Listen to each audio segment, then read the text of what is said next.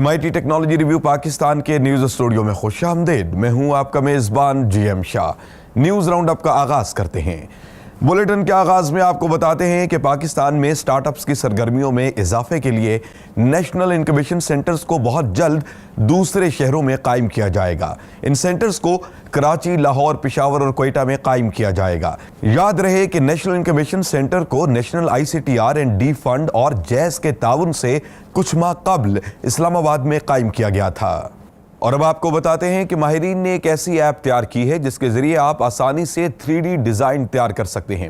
اس app میں Asia کی طویل فہرست شامل کی گئی ہے جس کا رنگ اور سائز ضرورت کے تحت تبدیل کیا جا سکتا ہے۔ اس کے ساتھ ساتھ اس ایپ کو ایک پلیٹ کے ساتھ منسلک کیا گیا ہے جس کے ذریعے آپ آبجیکٹ کو گھماتے ہوئے اس کو ہر زاویے سے ڈیزائن اور پینٹ کر سکتے ہیں۔ اس کو ییہو وینڈ کے نام سے منسوب کیا گیا ہے۔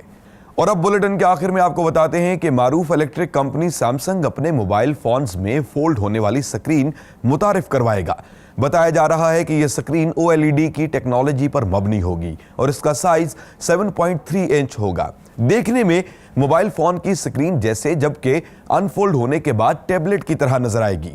کمپنی کا کہنا ہے کہ وہ اسے اس سال کے آخر تک متعارف کروا دیں گے۔ اس کے ساتھ ہی MIT ٹیکنالوجی ریویو پاکستان کے نیوز اسٹوڈیو سے اپنے میزبان GM شاہ کو اجازت دیجیے۔ اللہ نگہبان۔